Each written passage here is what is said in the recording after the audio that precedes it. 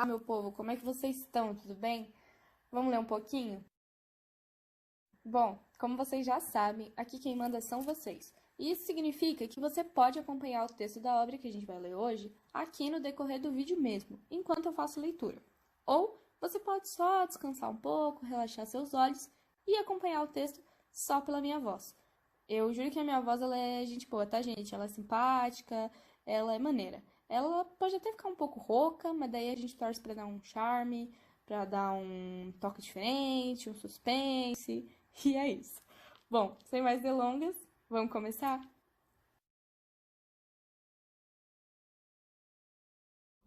Então, gente, a nossa leitura de hoje é esse clássico maravilhoso que é O Pequeno Príncipe. Eu vou tentar falar o nome do autor desse livro, porque ele é francês, obviamente, como deu pra perceber pelo nome. Se eu não me engano, é Antoine Saint-Exupéry. Mas talvez eu esteja errada, entendeu? Porque eu tô gastando curso de francês que eu não tenho pra falar o nome desse autor. O livro do Pequeno Príncipe, ele foi lançado em 1943, ou seja, faz um bom tempo já. A obra está em domínio público. Inclusive, ela entrou em domínio público em 2015, que foi o ano em que o filme do Pequeno Príncipe foi lançado. Ele foi lançado bem recentemente. E o Pequeno Príncipe, ele é uma história maravilhosa, né? O livro conta a história desse menino, que a gente chama carinhosamente de Pequeno Príncipe, e de um homem que ele encontra no deserto do Saara. Eu fico muito feliz de estar tendo a chance de estar trazendo essa obra para vocês. Nesse audiolivro, a gente vai ler o primeiro, o segundo e o terceiro capítulo. Caso vocês queiram que eu traga mais capítulos, é só vocês comentarem, deixarem aqui embaixo se vocês têm interesse, e aí eu dou um jeito de trazer mais capítulos para vocês, tá bom? Então, sem mais delongas, porque vocês não querem ficar me ouvindo falar. Vocês querem saber do livro, que eu sei. Ah, tem mais um detalhe, quase que eu esqueço, gente. O livro O Pequeno Príncipe é um livro ilustrado. O que isso significa? Vários livros são ilustrados, né? Mas no caso do Pequeno Príncipe, às vezes, no decorrer da história, ele fala sobre as ilustrações que estão dispostas nas páginas. Como vocês já sabem, nos audiolivros que a gente faz aqui, eu deixo os textos e as imagens também vão estar.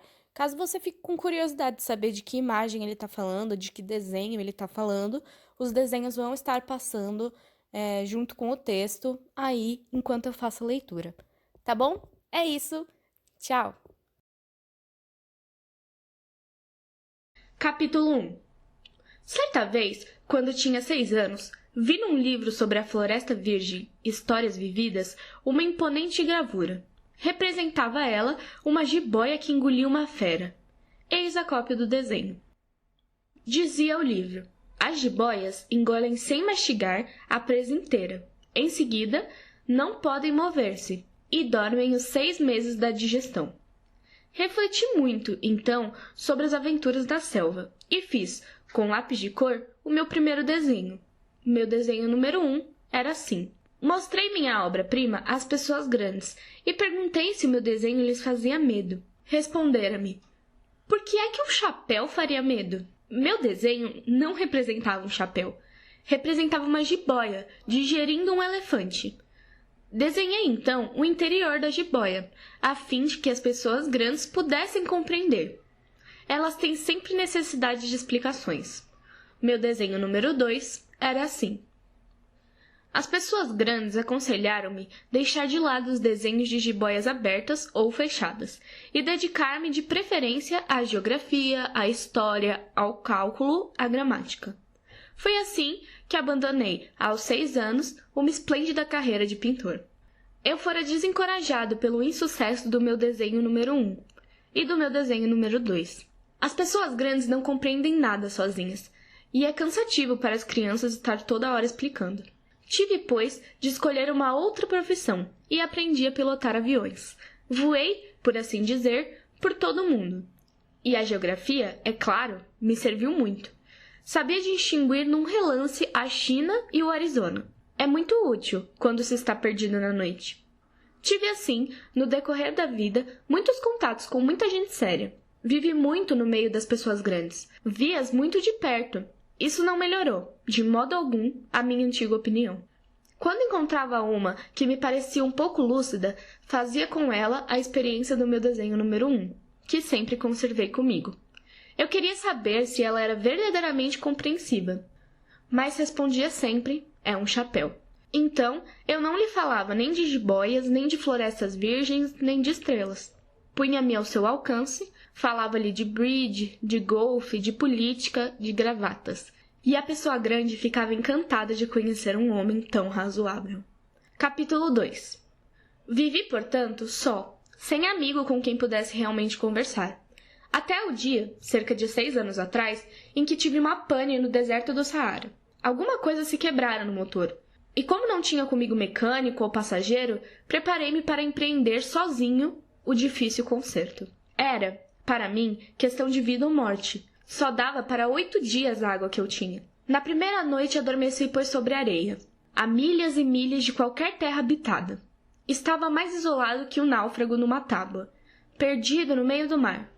Imagine então minha surpresa quando, ao despertar do dia, uma vozinha estranha me acordou. Dizia: "Por favor, desenha-me um carneiro." Hein? Desenha-me um carneiro. Pus-me de pé como atingido por um raio.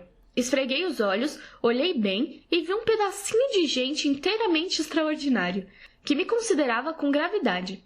Eis o melhor retrato que, mais tarde, consegui fazer dele. Meu desenho é, seguramente, muito menos sedutor que o modelo. Não tenho culpa. Fora desencorajado aos 6 anos da minha carreira de pintor, e só aprender a desenhar jiboias abertas e fechadas. Olhava, pois, essa aparição com olhos redondos de espanto.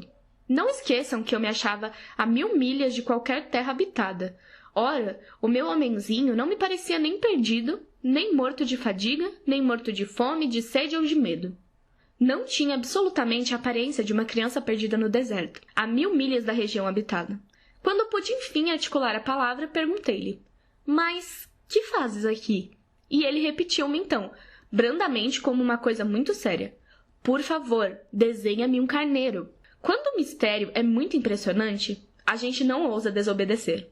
Por mais absurdo que aquilo me parecesse a 1000 milhas de todos os lugares habitados e em perigo de morte, tirei do bolso uma folha de papel e uma caneta. Mas lembrei-me, então, que eu havia estudado de preferência geografia, história, cálculo e gramática, e disse ao garoto, com um pouco de mau humor, que eu não sabia desenhar. Respondeu-me: "Não tem importância, desenha-me um carneiro." Como jamais houvesse desenhado um carneiro, refiz para ele um dos 2 únicos desenhos que sabia, o da jiboia fechada. E fiquei estupefato de ouvir o garoto replicar: Não, eu não quero um elefante numa jiboia. A jiboia é perigosa e o elefante toma muito espaço. Tudo é pequeno onde eu moro. Preciso de um carneiro. Desenha-me um carneiro." Então, eu desenhei. Olhou atentamente e disse: "Não, esse está muito doente. Desenha outro." Desenhei de novo. Meu amigo sorriu com indulgência. "Bem, veis que isso não é um carneiro, é um bode. Olha os chifres." Fiz mais uma vez o desenho, mas ele foi recusado como os precedentes. "Esse aí é muito velho, quero um carneiro que viva muito." Então, perdendo a paciência como tinha pressa de desmontar o motor, rabisquei o desenho ao lado e arrisquei: "Esta é a caixa, o carneiro está aí dentro." Mas fiquei surpreso de ver iluminar-se a face do meu pequeno juiz. Era assim mesmo que eu queria. Será preciso muito capim para esse carneiro? Por quê? Porque é muito pequeno onde eu moro. Qualquer coisa chega, eu te dei um carneirinho de nada. Inclinou a cabeça sobre o desenho. Não é tão pequeno assim. Olha, adormeceu. E foi desse modo que eu travei conhecimento, um dia, com o Pequeno Príncipe. Capítulo 3. Levei muito tempo para compreender de onde viera o príncipezinho que me fazia milhares de perguntas. Não parecia sequer escutar as minhas.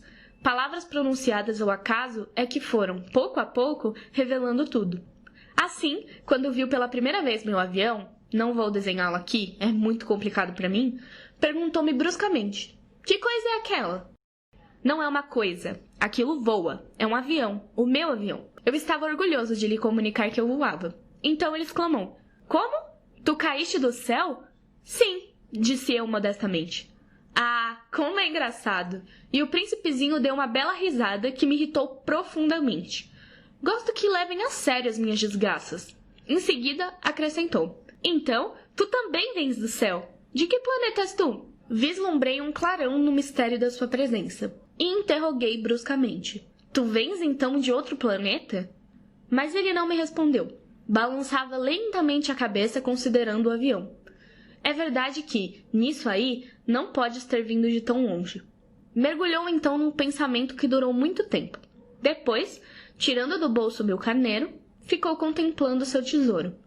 Poderão imaginar que eu ficara intrigado com aquela semi-confidência sobre os outros planetas. Esforcei-me, então, por saber mais um pouco.